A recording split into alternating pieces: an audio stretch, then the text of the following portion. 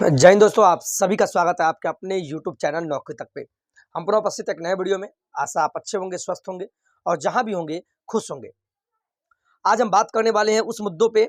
सबसे पहले कि आज कैबिनेट की बैठक है। ये वीडियो मैं आज ही बना रहा हूँ और आपको लगभग 10 साढ़े 10 बजे से कैबिनेट की बैठक है। लेकिन कैबिनेट पे कैबिनेट होने के बावजूद नियमावली हो या बिहार शिक्षक बहाली को लेके यानी 7वां चरण को लेके कुछ भी अता पता नहीं है। आज भी होगा या नहीं होगा, हम सभी आशान्वित ही हो सकते हैं कि आ जाए नियमावली कम से कम। लेकिन आप इसको छोड़ के चलना, इस पे टेंशन मत लेना। आज 10:30 बजे से कैबिनेट की बैठक है मुख्यमंत्री जी की अध्यक्षता में, और देखते हैं क्या होता है। हमें लगता है शिक्षक बहाली को छोड़ के कोई भी मुद्दा हो उस पर तो आता है, लेकिन शिक्षक बहाली पे कुछ अता पता नहीं है। ठीक है, तो देख लेते हैं। शाम तक आपको रिजल्ट आ जाएगा, हम बताने का प्रयास करेंगे। चलिए, सबसे पहले हम बात करते हैं कैबिनेट की बैठक। इस पे तो मैंने बोला ही, इस पे तो बात करना ही गलत होगा, क्योंकि आशा निराशा में बदल जाता है, तो इसलिए बिल्कुल बात नहीं करेंगे। अब चलते हैं अगला पॉइंट। क्योंकि कितनों सारे अभ्यर्थी जो ऑलरेडी पहले से पास है 3.5 साल से, इनको पता है, या जो पिछले बहाली यानी छठे चरण में बैठे हैं, किसी कारणवश छट गए, उनको भी पता है बहाली की प्रक्रिया कैसे क्या होती है। तो त्रुटि संबंधित जो समस्या यानी ईगल, जैसे मान लीजिए किसी के नाम में मिस्टेक हो गया, जैसे किसी का नाम मान लीजिए श्याम है तो श्याम में ए छूट गया, या किसी का नाम मान लीजिए जैसे मेरा नाम है पृथ्वीराज भारती है, तो पृथ्वीराज अलग है, भारती अलग है, तो मान लीजिए एक साथ कर दिया पृथ्वीराज भारती को, तो सभी डॉक्यूमेंट में स्पेस है और दूसरे में स्पेस नहीं है, तो क्या करें। या मान लीजिए किसी का इंटर का एडमिट कार्ड हो या मार्कशीट हो, उसका फोटो नहीं आ रहा है, तो ऐसे ऐसे समस्या है। तो माइनर प्रॉब्लम में तो आप कोर्ट से शपथ पत्र बनता है, एफिडेविट बहाली के समय बन जाता है, तो उससे आपका काम भी चलेगा। बस बोलने आना चाहिए।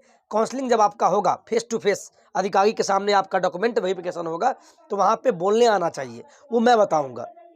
ठीक है, तो छोटा मोटा जो त्रुटि है उस पर आपको कोई दिक्कत नहीं होगी। लेकिन बड़ा प्रॉब्लम में आपको जहाँ जैसे मैट्रिक किए, मैट्रिक में सुधार करवाना है तो बोर्ड ऑफिस जाइए। जैसे बिहार बोर्ड से किए तो Bihar secondary education board Patna जाइए, वहाँ से आप सुधार कराइए। हाँ, ये होता है कि समय लगता है, और बिहार में पता ही है थोड़ा बहुत, क्या कहिए, मैं नहीं बोल रहा हूँ, ऐसा होता ही है। और गलती भी लोग जान से करते हैं सर्टिफिकेट में या कहीं भी, कि जिससे कि कमाई बन जाए, कमाई का जरिया हो जाए। वही है, आपकी गलती नहीं है, क्योंकि विद्यालय में जो शिक्षक होते हैं वही नाम लिखते हैं। या जो भी प्रॉब्लम है, या आपके पुरुष के बदले में फीमेल हो गया, या डेट ऑफ बर्थ में कहीं हो गया, नाम में छूट गया, ये सब गलती जान से किया जाता है, जिससे कि बोर्ड का कमाई बढ़ जाए।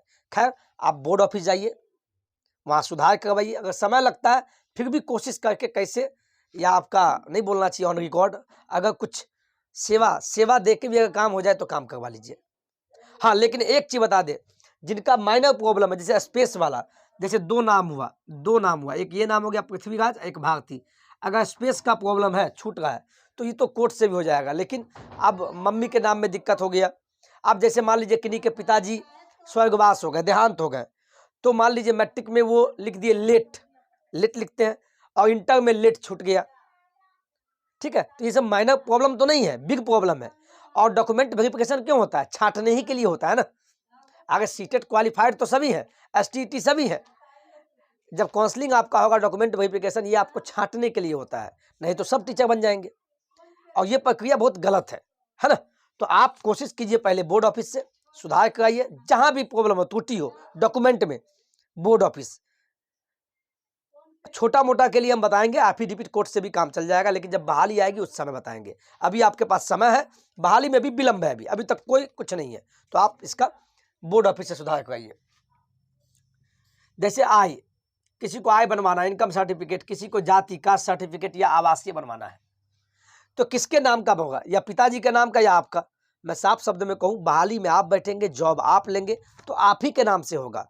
आवासीय बनेगा तो आपका नाम होगा, जाति बनेगा तो आपका नाम होगा, यानी कैंडिडेट आप हुए। आय बनेगा तो भी आप ही का नाम होगा अभ्यर्थी में। हाँ, सालाना इनकम जो भी होता है वो आपके पिता का जाएगा, फैमिली का। ठीक है, अब महिला बोलेगी सर हम पिता का बना या पति का बनावे, तो आप उसमें अपना, जैसे कोई बिहार की बेटी है तो आप हो सकता है पिता के यहाँ से भी सभी डॉक्यूमेंट बना लीजिए, और नहीं तो जाति तो आपके पिता के यहाँ से ही बनेगा, बनेगा आप ही का नाम का, लेकिन पिता के यहाँ से बनेगा। आवासीय और आय ये आप अपने पति के यहाँ से बना लीजिएगा, और आय में अपने पति का डाल दीजिएगा, बनेगा आपके नाम से। हम फिर से बोल रहे हैं, ठीक है। कोई दिक्कत हो फिर कमेंट कीजिएगा, इस पर वीडियो बना देंगे। एक ये प्रयोगशाला सहायक और फिजिकल टीचर की बहाली होगी या 7th फेज में कब होगी?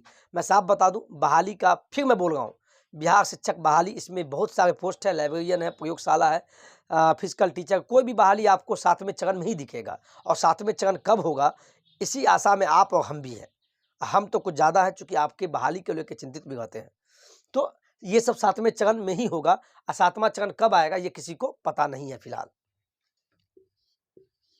सर्टिफिकेट, जो लोग सीटेट का पहली बार एग्जाम दिए हैं और पता है सीटेट अब कोई भी दे सकता है, यानी बीएड या डीएलएड में एडमिशन लिए, आपका एक दिन भी एडमिशन लिए हुए हो गया, आप फर्स्ट ईयर में हो, पहले क्या था फर्स्ट ईयर कंप्लीट होना चाहिए बीएड का या डीएलएड का, अब नहीं, आपने एडमिशन लिया, एग्जाम दीजिए, पास हो गए, आपका डिग्री जीवन पर्यंत वैलिड है, याद रखिएगा। हाँ, फिर से दोबारा देने का मन हो सीटेट तो दे सकते हैं, चूंकि मार्क्स बढ़ाना हो तो दीजिए, कोई दिक्कत नहीं है, और ज़्यादा मार्क्स वाला बहाली में लगा दीजिए।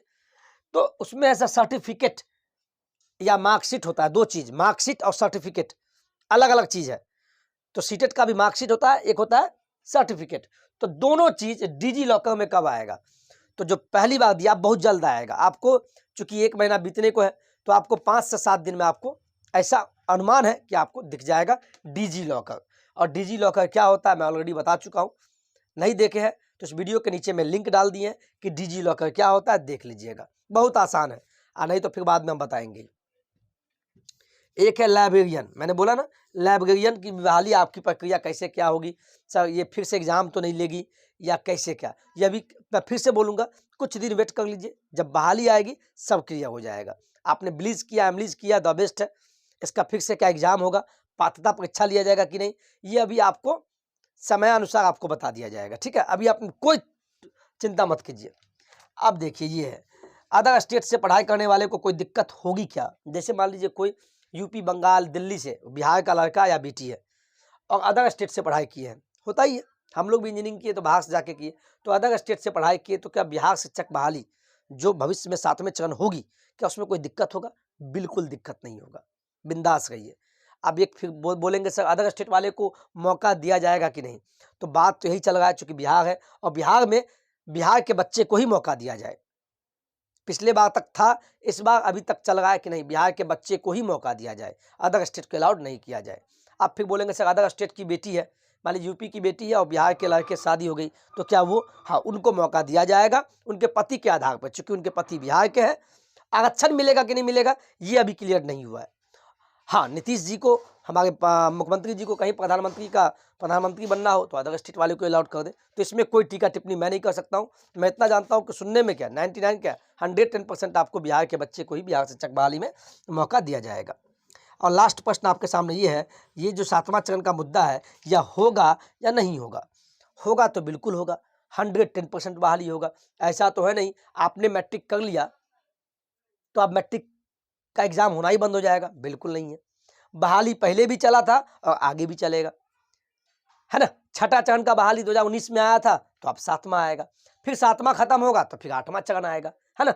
तो बिंदास रहिए, बहाली आएगा, लेकिन थोड़ा चुनावी मुद्दा बन चुका है, इसको मैं बार बार नहीं बोलूंगा, रीजन क्या आपको ही पता है। जिस तरह आपको बहाली चाहिए, आपको नौकरी चाहिए, उसी प्रकार नेताओं का नौकरी क्या है, पेंशन क्या है, नेता बनना, विधायक बनना। तो पंचवर्षीय योजना की तरह आपका बहाली भी, किसी भी प्रकार की बहाली हो, किसी भी क्षेत्र में हो, स्वास्थ्य में हो, शिक्षा में हो, कृषि में हो, खेल में हो, सब बहाली पंचवर्षीय हो गया। ये मैं भारत की भी बात करता हूँ, केंद्र की भी बात करता हूँ, पंचवर्षीय हो गया। यानी जब जब चुनाव आएगा तब तब बहाली दिखेगा और फिर 5 साल बीच में नहीं दिखेगा। तो 24 में लोकसभा का चुनाव है, तो आपको रेलवे का भी फॉर्म देखने को मिलेगा, क्योंकि केंद्र है, सेंट्रल में क्या है, अभी लोकसभा चूंकि होगा, प्रधानमंत्री का चयन होगा, तो 24 में इलेक्शन है, तो आपको कुछ दिन पहले देखिएगा 23 में ही रेलवे का वैकेंसी आएगा, पक्का आएगा, चूंकि केंद्र का है, और यही वैकेंसी एग्जाम ले लेगा और फिर 5 साल आपको घसीटेगा और इलेक्शन के समय फिर 29 में जाके आपको बहाली करेगा। तो ये है प्रक्रिया भारत का, हमारे भारत देश का, और बिहार तो एक हिस्सा है। तो बिहार में भी ऐसा है और हमारे शिक्षा मंत्री बराबर बोलते हैं जाके 2 करोड़ वाले से नौकरी मांगो। साहब आप हो या मैं हूँ, मैं अपने बाप से यानी अपने पिता से ही मैं कोई चीज़ मांगूंगा, न कि मैं अपने चाचा से मांगूंगा, है ना। तो हमारे बिहार के शिक्षा मंत्री जी को शायद ये भूल चुके हैं। हमारे गार्जियन कौन है? शिक्षा मंत्री साहब बिहार के। हम बिहार के हैं तो बिहार के ये भी हैं, तो हम इन्हीं से मांगेंगे। लेकिन इनको मजाक लगता है, ये मजा ले गए और तेजस्वी जी मजा देने का काम कर गए, है ना। तो सच्चाई यही है शिक्षा मंत्री जी, इस चीज़ को आप भी समझिए विनम्रपूर्वक कि बच्चे आपसे ही मांगेंगे। केंद्र में मांगना होता वो विफल तो है ही है, आप दे दीजिए ना, आपको फायदा होगा। लेकिन इलेक्शन का मुद्दा बना के इलेक्शन के समय दीजिएगा तो जहां तक मुझे लगता है ये आपके लिए खामियाजा ही भुगतेगा। क्योंकि अब युवा जाग चुका है, पहले वाला युवा बिल्कुल नहीं है जो जाति और धर्म से उठ के वोट देगा अब। और ये समय बताएगा कि आप शिक्षा मंत्री के पद पे रहेंगे भी या विधायक का भी पद चला जाएगा, ये मैं नहीं जानता, ये मधेपुरा की जनता ही जानेगी। चलिए खैर एनीवे, तो यही सब प्रश्न था आपका और मैंने लेने का प्रयास किया। और वेतन, एक प्रश्न था वेतन, सर वेतन कितना मिलता है सर, हाई स्कूल वाले को कितना मिलता है, 10+2 वाले को कितना मिलता है। ठीक है, तो मैं बता दूं हाई स्कूल वाले को जब ट्रेंड हो जाते हैं, जैसे कि आप लोग 1 to 5 में बहाली होंगे या 6 to 8 में बहाल होंगे, तो 2 साल जब बहाली आपकी हो जाएगी तो 2 साल तक आप अनट्रेंड माने जाएंगे। यानी शिक्षक, यानी आप तो ट्रेंड टीचर है, लेकिन जब शिक्षक बहाल हो जाएंगे तो 2 साल तक आपका वेतन कम रहेगा और चूंकि आप अनट्रेंड कहलाएंगे, 2 साल बाद आप ट्रेंड टीचर कहलाएंगे। तो ट्रेंड टीचर जब हो जाएंगे तो आपका पेमेंट भी बढ़ जाएगा। ठीक है, या बेसिक हो या स्नातक हो या हाई स्कूल हो या +2 हो, सभी में 2 साल, जब बहाली होने के 2 साल तक अनट्रेंड कहलाते हैं, याद रखिएगा। तो यही सब बातें हैं। चलिए बता ही देते हैं। 1 to 5 में तो अभी लगभग 22,000 रुपया मिल रहा है और 6 to 8 में भी लगभग यही के आशा 2,000 का ऊपर नीचे है और 9वीं से 10वीं में लगभग अभी जो मिल रहा है 26-27,000 रुपया मिल रहा है और जो +2 वाले हैं उनका भी लगभग 35,000 रुपया मिलता है, या कोई भी विषय के काहे टीचर नहीं हो। और मुझे आशा है, देखिए ये वीडियो लाने का ये कमेंट पे आधारित वीडियो था, आप लोग कमेंट करते हैं, प्रश्न पूछते हैं, तो ये वीडियो लाना मेरे लिए उचित था, क्योंकि जवाब देना सभी को एक एक करके जवाब देना उचित है, लेकिन समय की कमी होती है, पाबंदी है मेरे साथ, तो इस चीज़ को समझिएगा और वीडियो अंत तक देखिए तभी समझ में आएगा कोई वीडियो। और कमेंट करना बिल्कुल नहीं भूलिए और वीडियो अच्छा लगे तो लाइक कर दीजिएगा, शेयर कीजिएगा और सब्सक्राइब करना नहीं भूलिएगा और बेल आइकन दबा लीजिएगा, जिससे कि वीडियो हमारा आपके पास सबसे पहले पहुंचे। चलिए आज के वीडियो में इतना ही। जय हिंद, जय भारत।